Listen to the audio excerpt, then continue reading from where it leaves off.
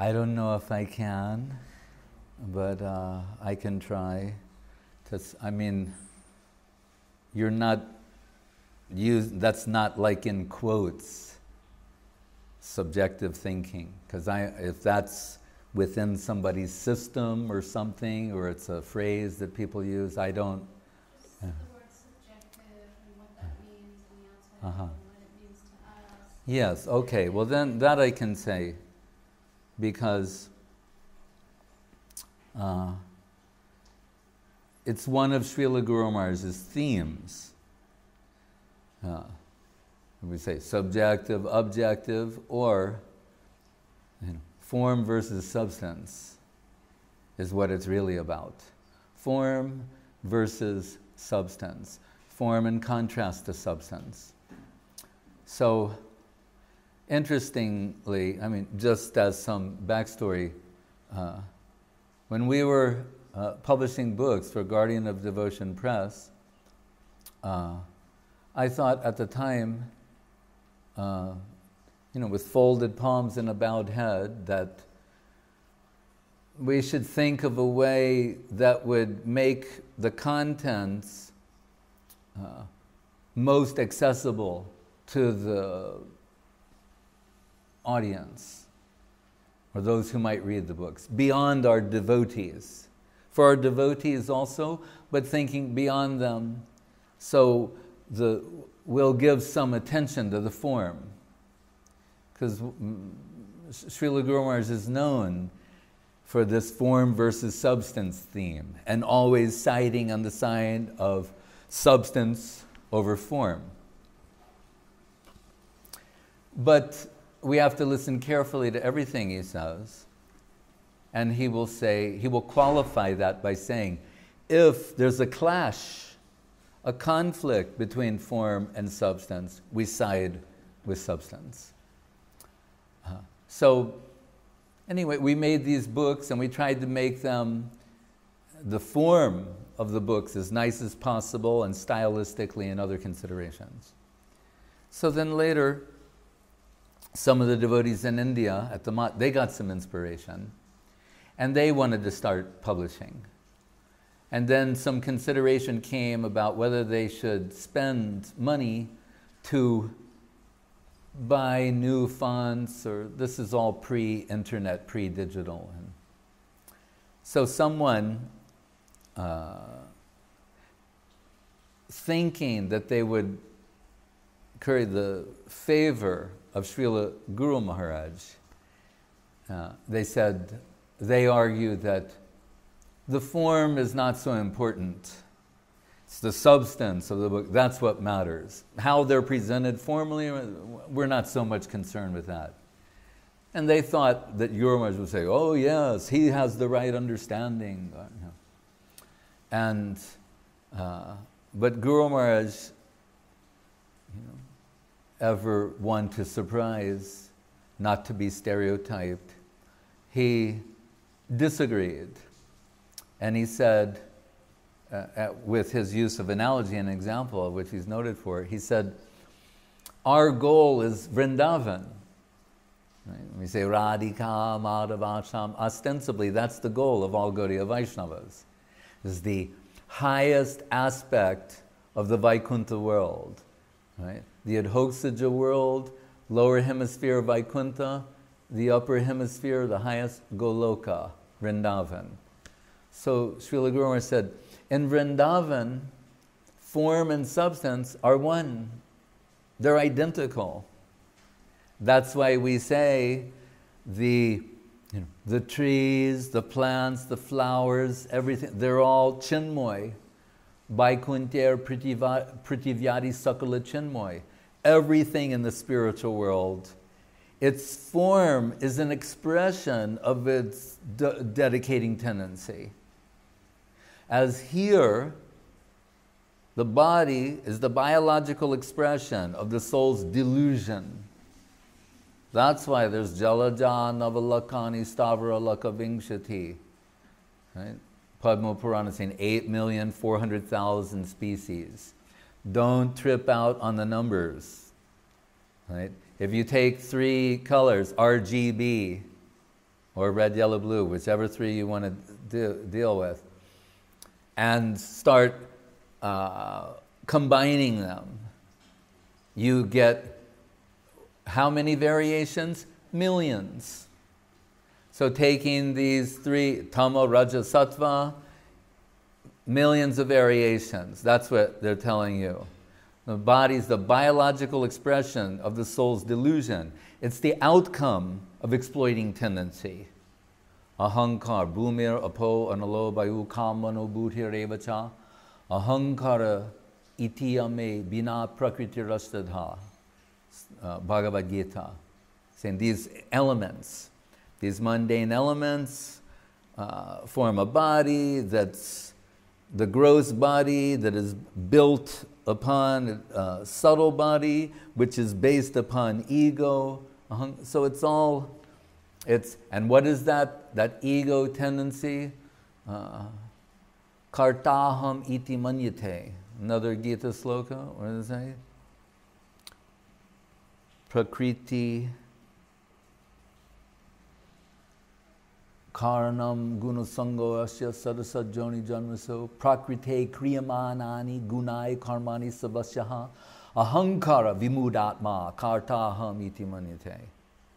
So again, ahankar, ego, the ego of exploitation, exploiting tendency, hridrogam, the heart infused with consumer tendency, expressing that.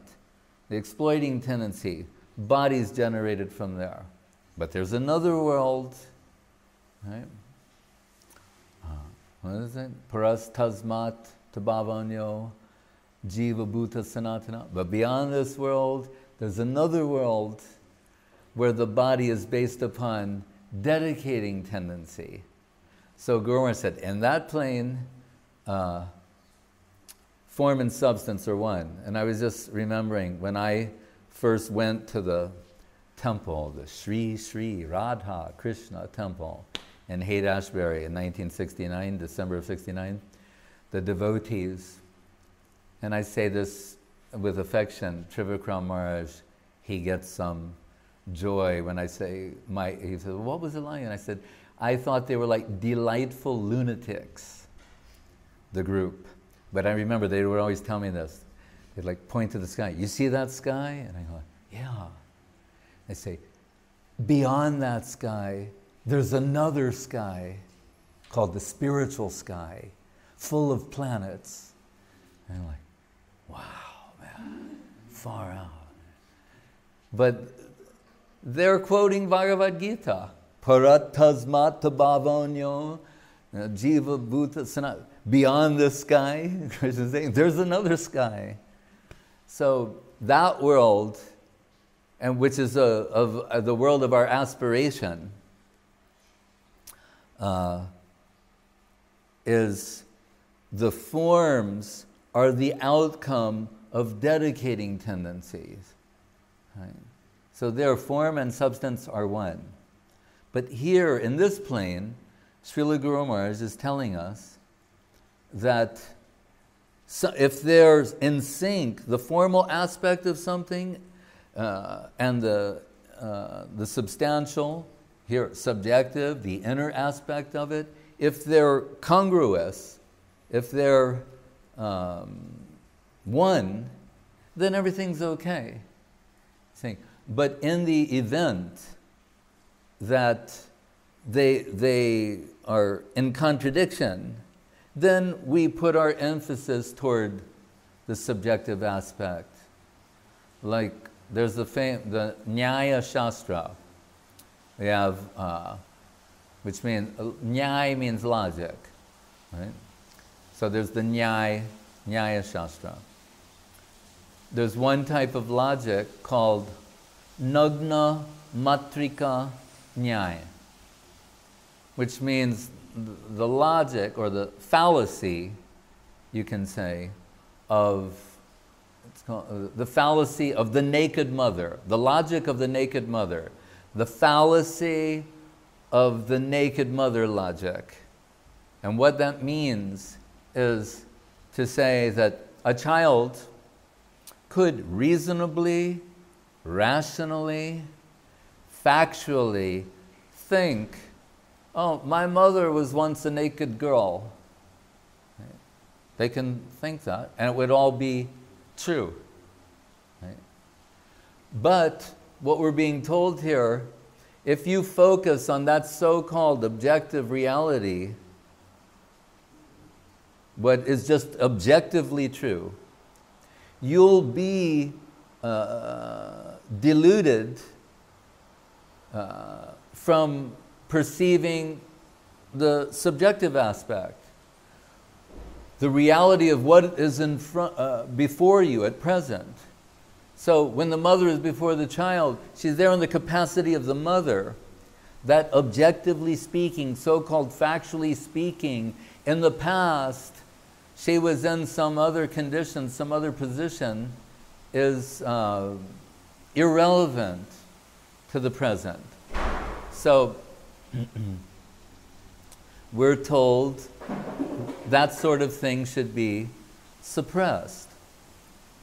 So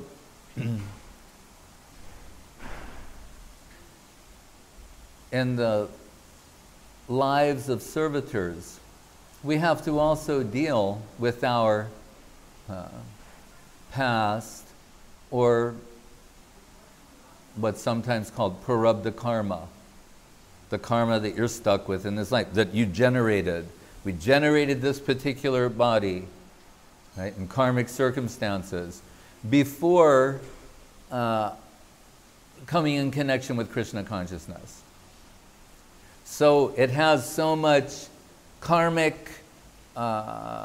destiny in play. Right? Then someone comes in connection with Krishna consciousness. Right? Rupa Goswami says in Bhakti Rasamrita Sindhu, Kleshagni Subhadam Moksha Lagutakrit Sandrananda Visheshatma Sri Krishna Karshini Chasa. He's outlining what is Krishna Bhakti substantially, and what is the outcome, or what are symptoms, what are side effects, what is the outcome. Everything is being taken into consideration, beginning with Klesh Agni, saying the suffering, the conventional suffering that's associated with being embodied, prarabdha karma, your accumulated karma in this life. He says it will put an end to that. Right? Now, people will think, well, but we see, devotees are suffering in different ways. It's not like you come in connection with Krishna consciousness and then you never get the flu again. When Gurudev was riding on the train, he would go from Navadip to Calcutta in service to Srila Guru Maharaj when he was Gaurindu Brahmachari.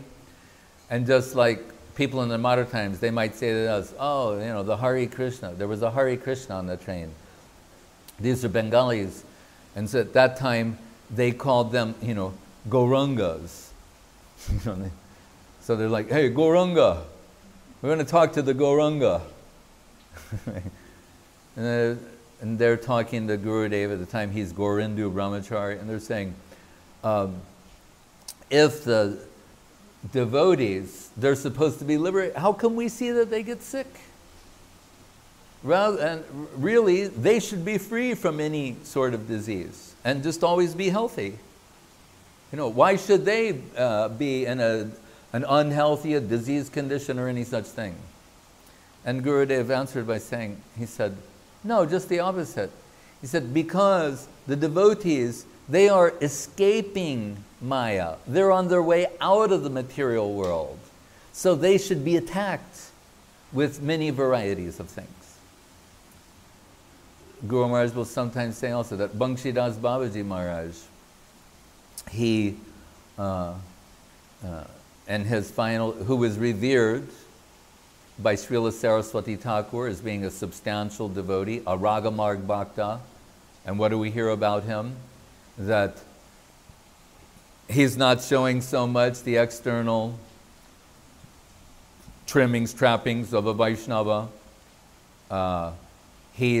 In fact, we hear he's scattering fish scales on the outside of his ashram so that people will think he's bogus. Sometimes they see him smoking.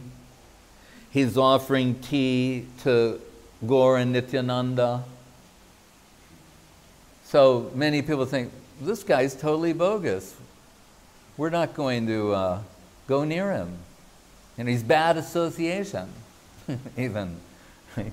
But he is verified by Saraswati Thakur as being a substantial Ragamarg Bhakta in Vatsalya Rasa.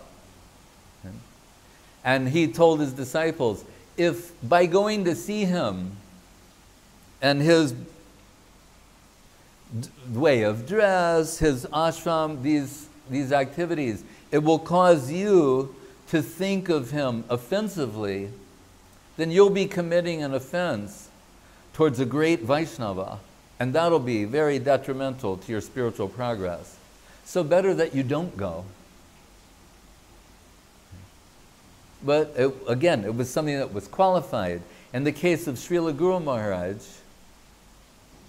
he could go, observe him, and keep his faith intact.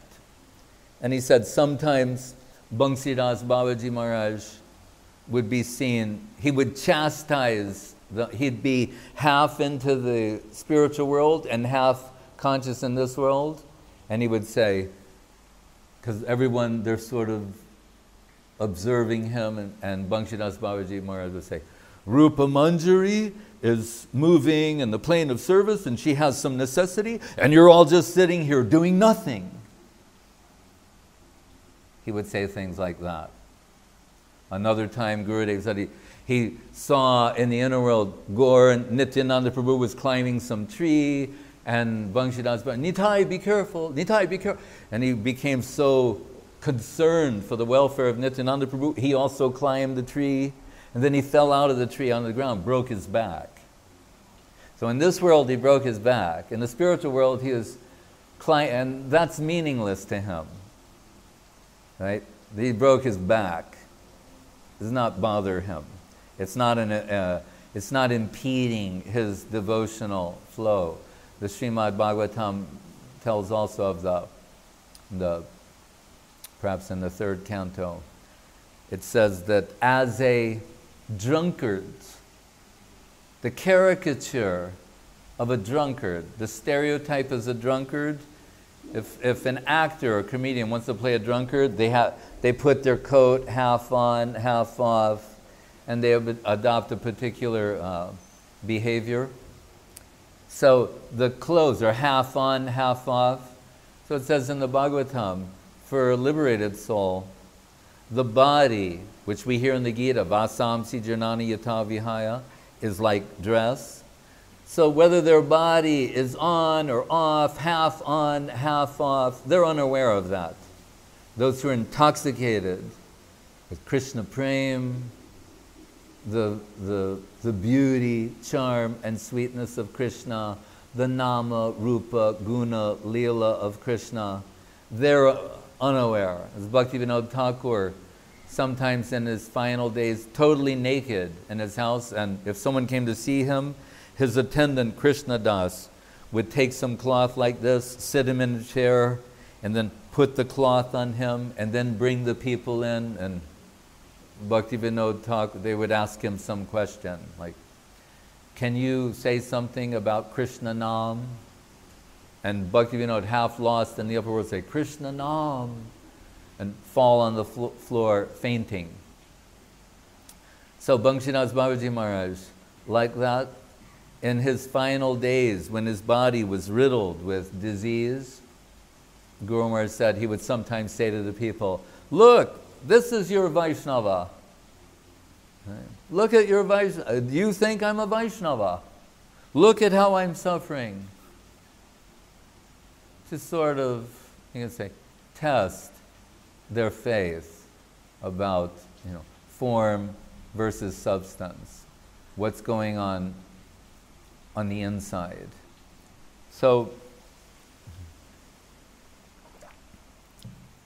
in that sloka of the Braja Gopis from the Gopi Gita, they tell Krishna, Tavakatamritam tapta jivanam, kavibir iditam, kalmasha apaham, sravana mangalam srimadattatam, bhuvi granantite burida jana. Like Rupa Goswami said, an end of suffering.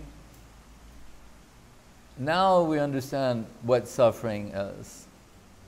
Suffering is on account of forgetfulness of Krishna.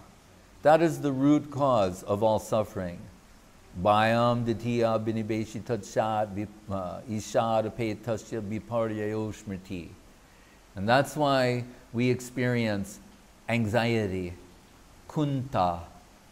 The boy kunta, the world that's free from that anxiety, is the world where one is lost in remembrance of Krishna. Right? So the Braja Gopis say, hearing, we want to hear, they not only want to hear talks about Krishna, but really where that appears in the Srimad Bhagavatam, they actually would like to speak to Krishna personally and hear something from him.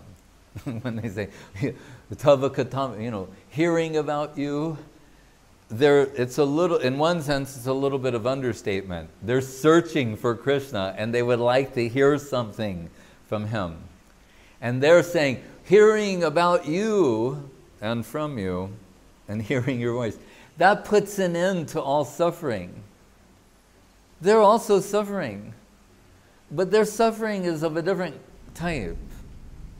Right? They're suffering the fire of separation.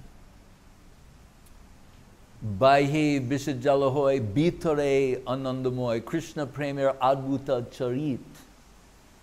It's mentioned in the Chaitanya Charitamritam that the Adbhuta Charit, the wonderful quality, characteristic of Krishna Prem, is externally, it's like one has been poisoned.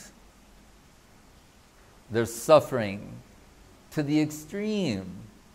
Like these Braja Gopis mentioned, Krishna, in one of his pastimes, he swallowed the forest fire. He did it twice. But it's pointed out by Vishwanath Chakrabarti Thakur, he says, actually though, the fire of separation burning in their hearts is millions of times more intense than any type of fire in this world. That sort of fire is burning inside of them. So they're appealing to, they're saying, coming in connection with you is supposed to put an end to suffering. But we're so externally oriented. We're thinking about conventional suffering. They're so far beyond that. Their suffering is, virha, bhav, the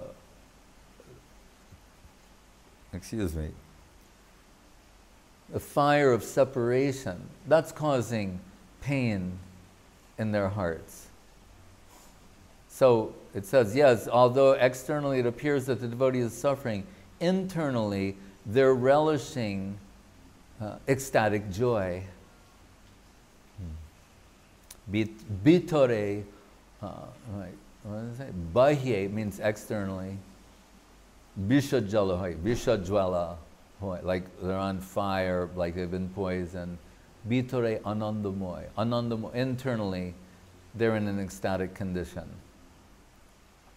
So,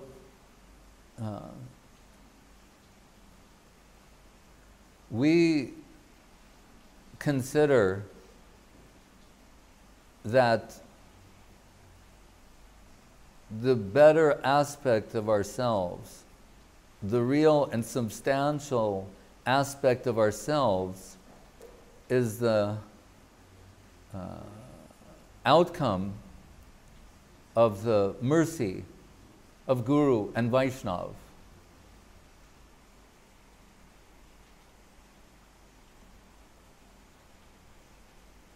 We're not thinking of ourselves independently of that conception that we brought something to the table in terms of our acquired karmic tendencies.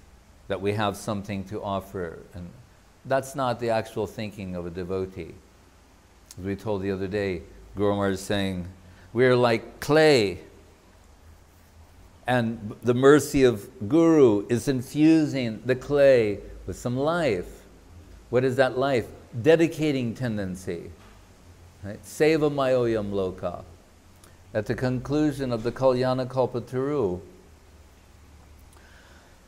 Bhaktivinoda Thakur is talking about the Namhata, which has been rendered as the marketplace of the holy name of Krishna, of Nityananda Prabhu. And Bhaktivinoda Thakur describes himself as a sweeper in that Namhata. Right? What's the job of the sweeper? To sweep out the dirty things. Right? So if you take it as a metaphor for the Sampradaya and this line, it's a seva that he's performing. But Srila Guru Maharaj points out that hearing that, Srila Saraswati Thakur, he said, if Bhaktivinoda Thakur is a sweeper in the Namhata of Nityananda Prabhu, he said, then I'm one of the straws in his broom. That's my position, to be a straw in that broom. And then Guru Maharaj said something very telling. He said, if we take it that this is a sincere expression of his, in other words, it's not clever repartee or the clever use of words, a clever thing to say. He said, but if we take it that what he's saying is sincere, he's saying, then if Bhaktivinoda is in that position, then I'm one of the straws in his broom. Right? This is literally Trinadapi Sunichena Tororapi Sija. Humbler than a blade of grass, than a straw, Trina. Saying, Guru Maharaj says, then we can understand what is the unit of measurement by which the Swarup is constructed. We say, Jive Swarupai Krishnara Nityadas. The unit of measurement of the construction of the Swarup. What is it constructed out of? As I told, the biological expression of the soul's delusion is the body in the world of exploitation. In that plane, the Swarup is the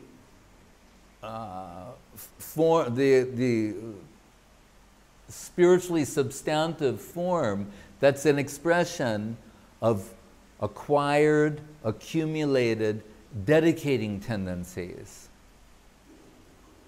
So in that plane, that's why form and substance are one.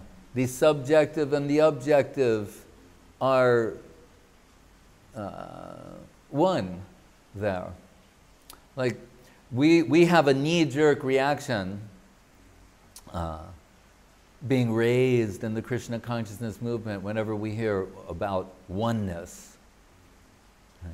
So once Guru Maharaj was explaining a type of sannyas name, and it had the word aloka and the word paramadvaiti. So Guru Maharaj said, what does this mean? Parama and Advaita. He said, it seems to be saying, in the light, the most illuminating concept is oneness. The highest concept is oneness. Jai Srila Bhakti Bimala Maharaj Ki Jai. Right? And Guru Maharaj is saying, yes, the highest conception is oneness. And everyone, like, we heard Prabhupada rail against this type of talk so many times. So what could, and Srila Guru Maharaj being the leading authority on Gaudiya Siddhanta, and that's why he's given the name Sridhar, Bhakti Raka, the guardian of devotion, and Sridhar. One of the implications of the name Sridhar, Sridhar Shami, his opinion is above all others. And he's saying oneness is the highest conception. But then this is how Guru Maharaj starts extracting.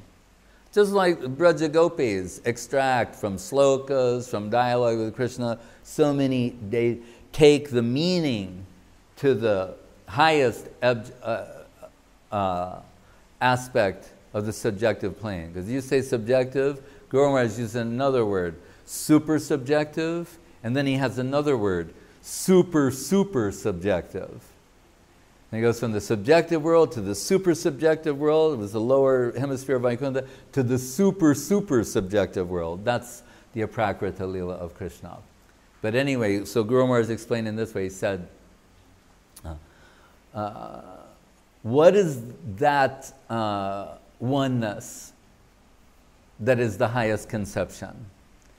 He said, it's ekat manavapi bhuvi pura bedham deho bedam gatoto chaitanyakyam prakatam advayam radha bhavadyuti subalita nomi Krishna swarupam radha Krishna pranaya vikritir hladini shaktir asmad.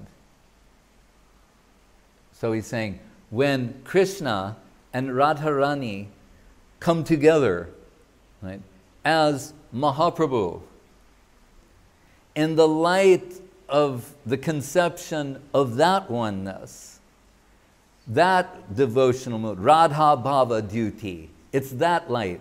That light which is illuminating everything. That's the highest conception of oneness. The union of Radha and Krishna, Sri Krishna Chaitanya, Radha Krishna Nahe Anya, and the appearance of Sri Chaitanya Mahaprabhu. So, our position will be that we mentioned this the other day, Srila Guru Maharaj telling how even in practical circumstances, there's, by the aspiring devotees, there's an element of parakya. And how did he express that? But in this way, by saying, karmically speaking, just in the Vedic conception, the husband has some right to assert over the wife. So the karmic circumstances we've generated and find ourselves surrounded in, they have some right to assert themselves over us. We've generated them. We're responsible for the circumstances we're in. But then you think, well, then it's inescapable in a certain way. But Guru Maharaj said, just as the wife the husband has the right over the wife, she who has a paramour, in her heart, well, externally she's appearing to be dutifully responsible to the husband, the circumstances. Internally, she's given over to the paramour. Guru Maharaj's example is, we're in the midst of karmic circumstances that are asserting their rights, their demands over us, and that's being exacted apparently, but internally in the heart is the culture of Krishna consciousness. We're given over to the paramour, who in this sense is Krishna. So,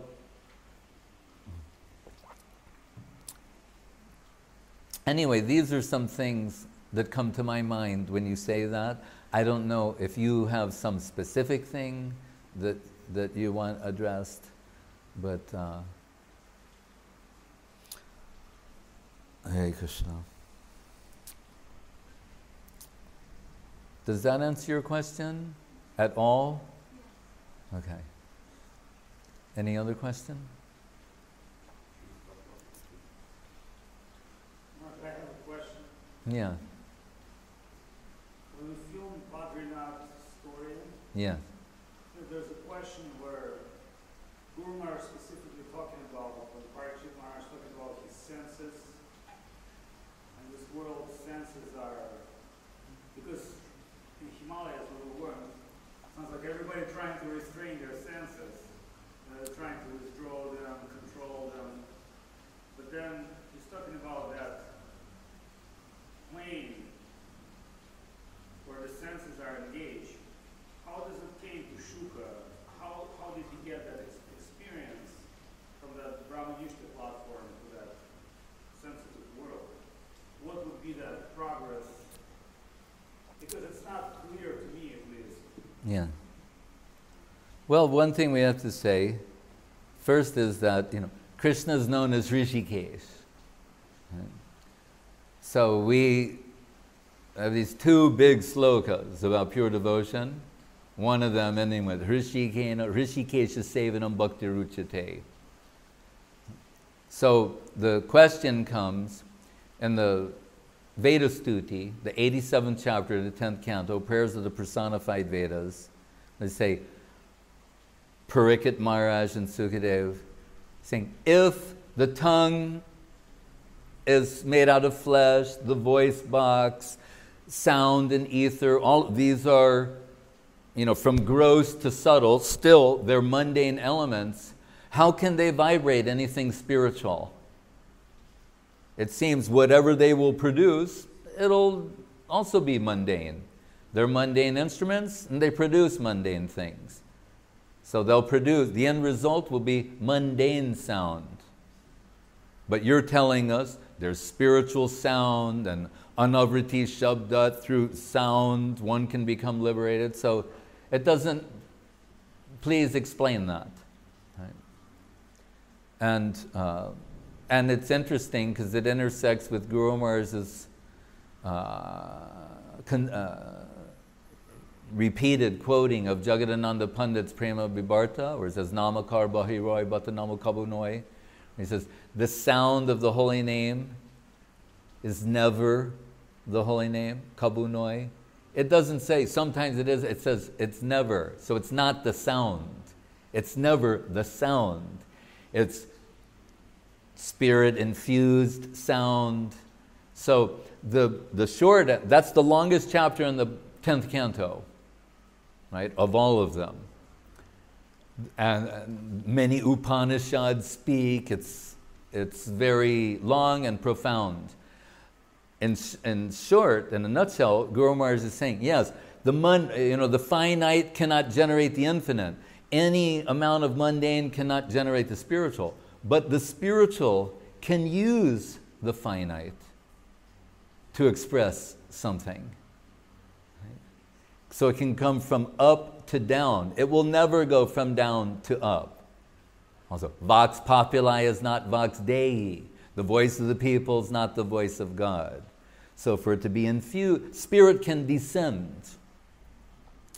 We're discussing this Gopi Gita, and Vishwanath, as I told you earlier, he makes an observation, saying these gopis who are praying for Krishna to reveal himself to them, he said, they're living proof of the Upanishad sloka, Toshesha Atma Vivrinute Tena Labhyas, Toshesha Ama what is it?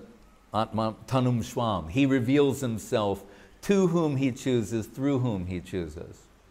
So, Srila Guru Maharaj, and he will say, and Vishwanath Chakrabarti Thakur says in his commentaries, really the subject that's being addressed here is, why are there such things as senses and sense perception?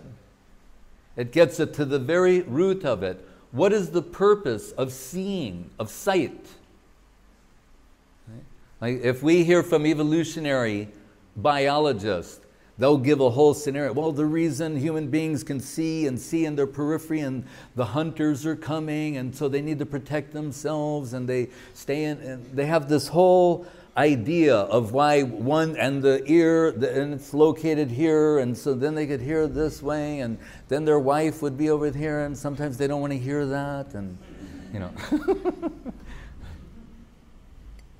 I think that's in there somewhere. I went way ahead, but you get the idea, right? That's not why you have senses. So this is part of the answer. They say, the reason you've been given senses, you're saying, wait, how can we connect? Seeing, they're just fleshy eyeballs, the flesh ear, etc. And the answer is, no. The reason you have eyes is to see Krishna, is for spiritual purpose. The reason you have ears is to hear Harikatha, the flute sound of Krishna, the name of Krishna. The reason you have smell is to smell the aroma. Every single sense you have, the whole purpose behind it is to perceive Krishna. That's what they're for, and that's why they've been gifted to you, and that's why you have this extraordinary opportunity to become liberated in this lifetime. Because this is what they're meant for. They're actually not meant for anything else. And we'll say, well, that's a fanatical position that is presented by different devotees at different, but we've got to be realistic, I mean, the bills have to be paid on time, and, That's just how deluded we are. Yes, you have to give attention to those things in this world, but to think that, the sole purpose of possessing all this sensory capacity is to is for such a low target is sort of pathetic or not inspiring. So the real purpose of all of these things is to do that. Just like in Rukmini's prayer, Srutva gunan bhuvana sundara sranvatamte nirvisha karna vivarai haratonga tapam rupam disham. And again, haratonga tapam is the same thing as the kalmasha apaham and the top of the Brajagopi statement, the statement of Rupa Goswami. It's the same, relieving the suffering. And then we're back to thinking, but we see that they're suffering. Then it must mean something else. It must have a deeper level meaning to that. But anyway, here, Rukmini is saying, now I understand, hearing about you, and out of the sound of hearing about you, the divine sound of hearing your description, your form appeared to me. And now I understand you're the most beautiful thing in the world. Now I understand why we have eyes. Now I understand why we have ears. Now in the case of Sukadeva Goswami, according to Srila Guru Maharaj, he's been selected to be the loudspeaker to broadcast the Krishna conception and the pastimes of Krishna, particularly with Radharani and Brajagopis, because he's ostensibly not a devotee. He says in the beginning to Parikshit Maharaj when they meet, when all the sages who've assembled from all over the universe offer him the presidential seat, he says, Parinishthitopi Nairagunye Uttama Sloka Lilaya. So he says, Parinishtita, the Nirguna. Everyone knows he's legendary. It's the legendary Sukadeva Goswami, liberated in the womb of his mother. He said, I started out in the Nirguna plane. Because up to that point, everyone else who it says, Burini, Buri Karmani, Shrotavyani, Vibhagasaha, everyone was giving different advice to Parikshit Maharaj. Some were saying, you should do yoga. Others saying, penance, meditate. Everyone was giving some different advice. And Guru Maharaj said, why? Because they were sincerely advising him in terms of what was helpful to them. So they're saying, this is what worked for me in becoming free from mundane attachment. So they're recommending that. Parikshit Maharaj's response was to say, I have 7 days. I have very short time. So I want you to all get together and form a consensus and then present your unanimous verdict to me. After you meet as a group and discuss all the possible different types of spiritual advice, put it together and give me the unanimous verdict of all you. That's when Sukadeva arrived. And then they saw, well, how perfect is this? The person who's really qualified to answer that has arrived. And then what does Sukadeva say by way of introduction? Yes, as you all know, I was in the Nirguna plane. I didn't have to engage in some sort of practice to overcome my mundane tendencies because I didn't have any. That's why he's selected. But he's not yet a devotee. So he's saying, and that, you understand, through one person, they just clean the whole slate. He's saying, I have no mundane tendencies.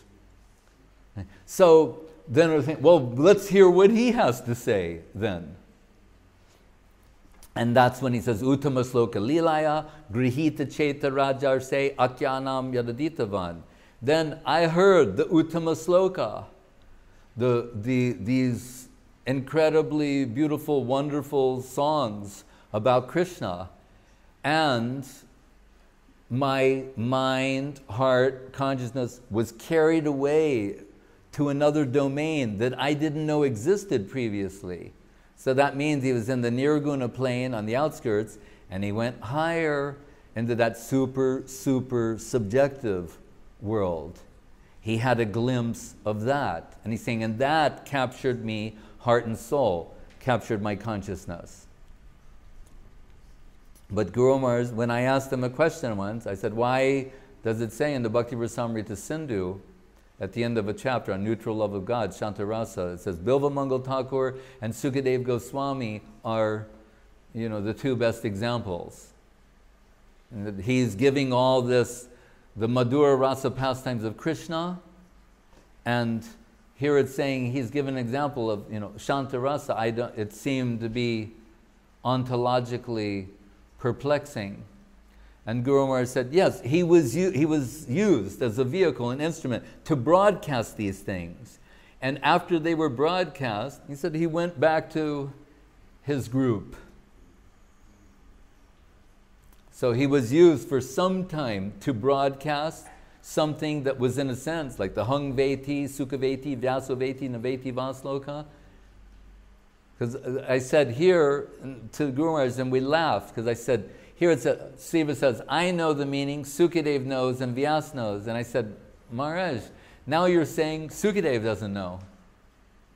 And he laughed, and he said, yeah, he said, to a certain point. He said, and then he took it even further. He said, Shiva, who's Ahang Vedmi, he's saying, he knows to a certain extent. These are things that he said. So he's saying he was used instrumentally to broadcast these things. When that was finished, then he, like someone will get inspired and express something, then when that is finished, they're back in their former position. But when Vyas been injected those higher 10 slokas, did Vyas... The 10 slokas go from Narada to Vyas. Right. Did Vyas comprehend this concept fully, or it's... No, like mantram. It's like mantram. Narada told in seed form within those 10 slokas that everything, and then told him, you meditate on this and it will all come out. So it's through, then Vyas, he meditates on the banks of the Saraswati there, then this divine inspiration comes to him. What's that? And remember, and that sloka says, Ahang Vedmi Sukhaveti Vyasaveti Naveti Va. Vyas may know or may not know. So he's also an instrument. And Mahaprabhu, that sloka comes from Mahaprabhu telling Sanatana Goswami that what's passing through me, I may not be fully aware of that. But what I'm certain of is Krishna wants to grace you through me. That much I'm 100% certain of. But what's passing through me, I don't claim to understand all of that fully. It's infinite. And he says, even one letter, one word of the Bhagavatam is infinite. Because Sanatana was praising him, having given the 61st explanation. No, 60. It gave them 60 explanations of Atmarama Sloka at that point. Then Sanatan saying, this is divine, your God himself, and Mahaprabhu said, oh no. He's saying, it's your necessity that's drawing this through me. And then he gave the 61st explanation. So we can see also, Vyas has some necessity. He's feeling some despondency, despite having given Mahabharata, compiling all these Vedic literatures. Something in his, there's a disturbance in his heart. Narada comes and says, I know why.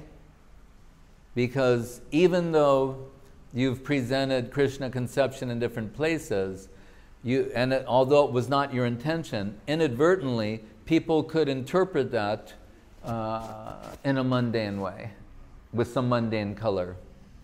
And in the name of religion, they'll remain bound. That's the difficulty.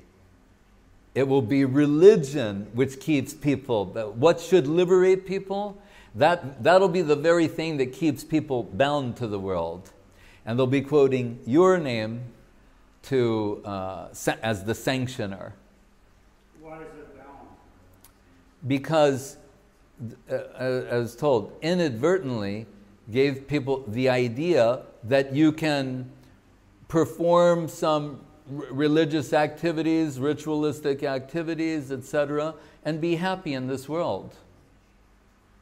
What will be the need to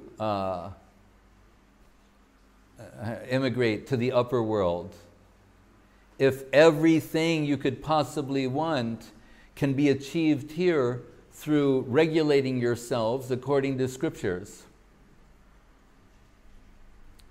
That's why at the heart of the Bhagavatam he's saying, Tadeva Hyachuta Priya, Achuta Priya, and Swarupena Vivastiti, saying you've not given them the impression or the understanding that the Swarup, and we're back to the original question, the form, you have a form in the spiritual world where the actual type of loving relationships you seek, loving exchange, can be fully, properly realized.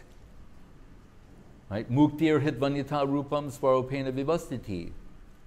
Otherwise, people have the idea, just as they do now, that mukti or liberation means become free from the body and all the suffering that's attributed to being embodied, and then merging into some sort of impersonal existence. So Srila Prabhupada in his Bhagavatam commentary in the first sloka of the Srimad Bhagavatam says that Mayavadis indirectly give impetus for mundane sexual affairs because they deny the possibility of the erotic principle being present in the spiritual domain, which is the heart of the matter of Krishna Leela. Right? It goes through 10 cantos to bring you to this point of understanding that the erotic principle in unalloyed devotion, as put by Professor Sanyal under the auspices of Saraswati Thakur. Obviously, it's something that has to be discussed in a very cautious and delicate way. But that's at the root of the matter. And so it means sensuous capacity and engagement. So again, that's Sukadev, who's the loudspeaker for the Bhagavatam. Why every event there is, just like in this world, they say, like in a short story, you can't have any information in there that isn't critical to the story. Well, this is not such a short story, but everything there is critical.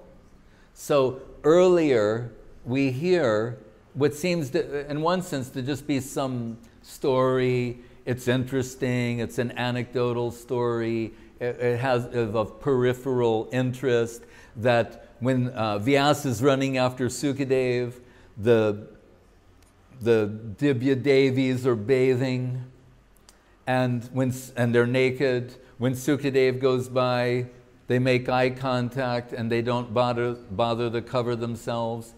And then when Vedavyas comes, the great Vedavyas, they cover themselves out of, shyness and shame. And Vyas, observing this, says, I don't understand why. And they're saying, well, that boy, we could see in his eyes, there's nothing mundane there. Just like a little child, that type of innocence. He doesn't see a naked woman, the form of a naked woman. So there was no necessity for, we see, and you, Vedavyas, you talking to me? I'm Vedavyas, you talking to me? Yeah. And you're, don't mind it, but we're covering. So we think, it's an interesting story. No, but it sets up later. So when Sukadeva comes, he's that Sukadeva who has that, just like little children, they don't see that it's naked woman or any such thing. That Sukadeva says, so we've already established, he's in the Nirguna plane above Tamas, Raja, and Sattva Gun, has no interest, even remotely, not even, trace amounts of exploiting tendency in him toward women or sexuality. And he's saying, I heard these pastimes of Krishna with Radharani and the Braja Gopis, and I was captured heart and soul and carried away to another world that I couldn't even conceive existed previously. That's why it comes from him. That certifies that then it cannot be the mundane affairs of men and women in this world. And then when I say, you mean then there's erotic potential in the spiritual existence with the supreme entity. That is a mind-blowing conclusion. But that's what's being suggested in the most cautious, careful way. So can we say that this so-called news or message is the highest principal key of the Bhagavatam? Well, Guru Maharaj put it in his sloka, Yadamiyam Mahima Sri Bhagavatam Katayam Prati Padam Anubhutam Apya Labdavideya Tad Akila Rasa Murti Shamalila Avalambam Sri Radha Pada Padmam Prapadye. Right? So he's saying, the Bhagavatam, whatever you may see there, as we told on the Nrsingadev with the little summary, what we heard in the first canto, second canto, so many avatars, incarnations, right? Sukadeva the Pariksit Maharaj, the sages of Siddhaloka having discussions, Kapila to Devahuti in the third canto, Puranjan in the fourth canto, the four Kumaras, the fifth canto, the hellish planet, all of these different things are described. The prayer, Rishabdev's instructions to his son, Ajamil in the sixth canto, right? Chitraketu, and that pastime, seventh canto, Prahlad, eighth canto, Vamandev, Mohini Murti, ninth canto, Ramlila, Ambarish, everything. Right? What does Guru Maharaj say in his sloka? Prati padam anubhatam apya labdabideya. At every step of the way, every chapter, every pastime, it's meant to take you to one place. What is that? Sri Radha Padapadmam Prabhade. To surrender yourself to the lotus feet of Srimati Radharani and engage in Radha Dasyam. To serve her holy lotus feet. That's the purpose of all of this. Of every story, of every talk, of every indication in the book. That's pretty extraordinary. That's what is the purpose of Nam Sankirtan, of everything. Why you have senses. Did Maharaj achieve that level? Well, yeah. you know, these, it's all lila, pastimes. So, you know, as I told recently, you know, Arjuna, when he sees the Virata Rupa, is apologizing to Krishna for being too friendly. But Krishna likes Arjuna to be friendly. No apology necessary. But he feels like that. Like, oh, you know, I forgot you were God. I'm really sorry about that. I'll try and, you know, next time, okay? Anyway, it's lunchtime. You know, it's hard to, like, someone just shows the Virata Rupa. How do you respond to that? So he's saying, forgive me for, you know, being too friendly and that one time, and I was like maybe a little, you know, insulting. But Krishna, we hear another place, that's what he likes, is when you forget his divine aspect and deal with him in a friendly way, or even more than friendly. So, what was it you said? Oh, Maharaj Parikshit. So, Parikshit Maharaj, you know, remember, his mother is Uttara. And in the beginning of the Bhagavatam, she's running, you know, to Krishna. Mahayogi, whatever it is. She's, you know, the Pandavas are there with Krishna, the war's finished, and Uttara comes running. And everyone's shocked, and what's happening? There's a Brahmastra is chasing her. And she's pregnant with Parikshit Maharaj. Right? I mean, is that right? Yeah, right. So, Krishna saves him. You know, he enters into the womb of Uttara. The Brahmastra comes, Parikshit. We're told, he has some glimpse of the Lord at that time. So Parikshit means one who examines, pariksha. So he's always examining everyone and everything. He's always remembering that glimpse. Bhaktivinoda Thakur says, like we saw lightning earlier night, when the lightning comes, and just for a moment, everything's illumined, and you see, and then vanishes. So Krishna's appearance has been described like that in different ways. Anyway, that's part of the backstory, driving Parikshit Maharaj in life, why he's such a astute observer and examiner. So that Parikshit Maharaj, who after all he hears from Sukadeva Goswami, we're told at the end, now Sukadeva, as Guru Maharaj said, he's going back where he was before, wanders off. All the sages are leaving.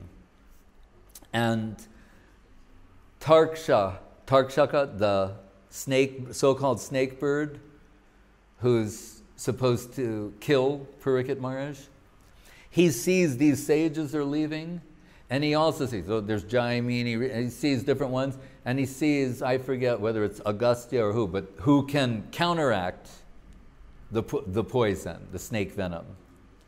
So he takes the form of a Brahmin, and he, I mean, it's just like India. Maharaj, I want to give one gift to you, you know, like, and he's giving them nice things, like Sagar Maharaj is pointing out in Garga Sangita. Some of these sages, you're saying up in the mountains, being really away from the world. They'd never seen sugar before. They thought it was sand. They're going, this sand is incredible. Did you try the sand? You know, like, you know. So he's giving gold, you know, all kinds of things. Maharaj, you take, I saw you in the Bhagavatam, you know, and they're going, you know, this is my situation, you know. He gives them gifts and gets them away from there.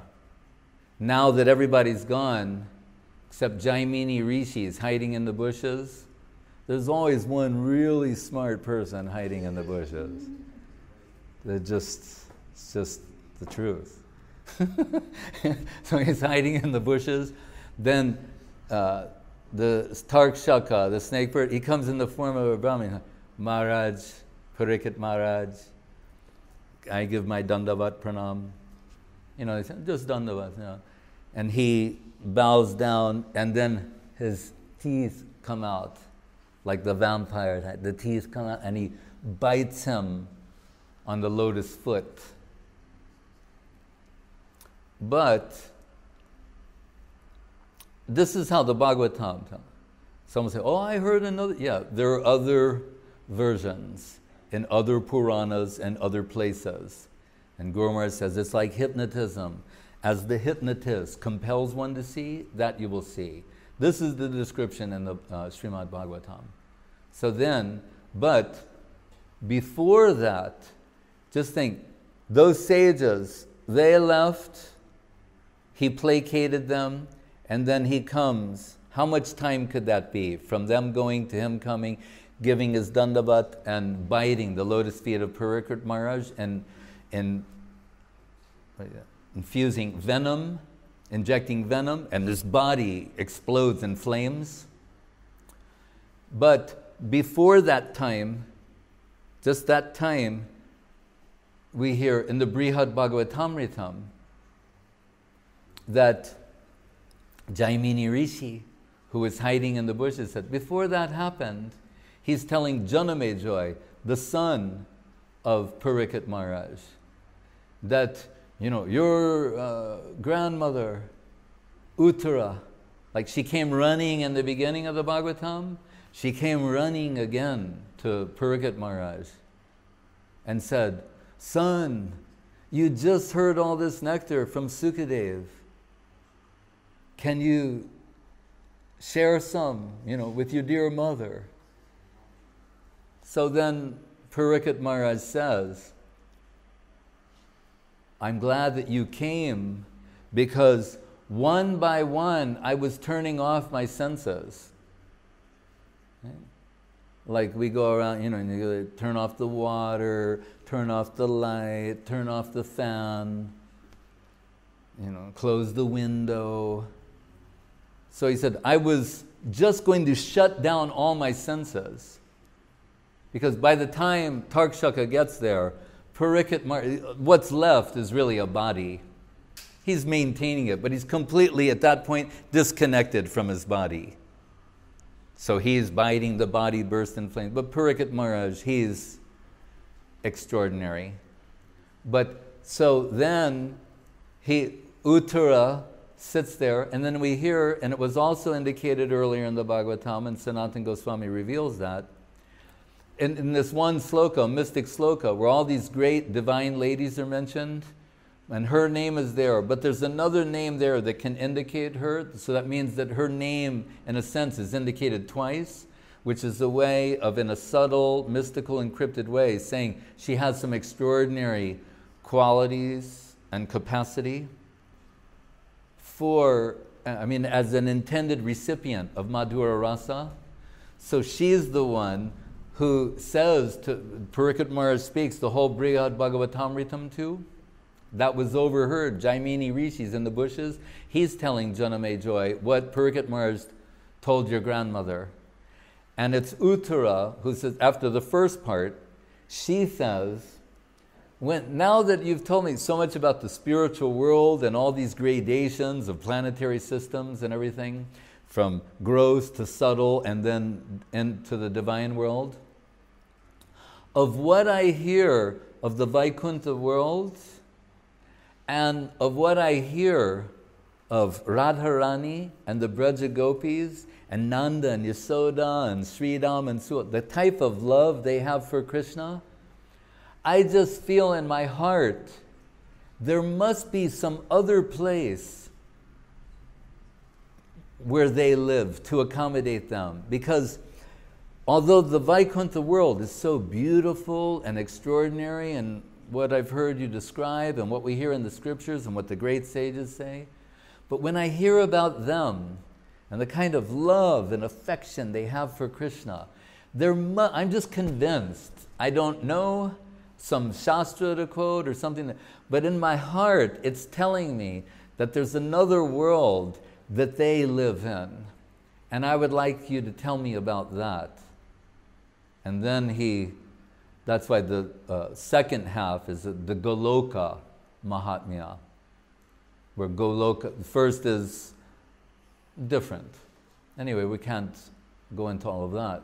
But so we can understand she's extraordinary, Pariksit Maharaj is extraordinary, the expansion and contraction of time and space between the time Tarkshaka placated the sages and goes to bite the lotus feet of Pariksit Maharaj. Uttara came running in and he spoke the whole Brihad Bhagavatamritam to her.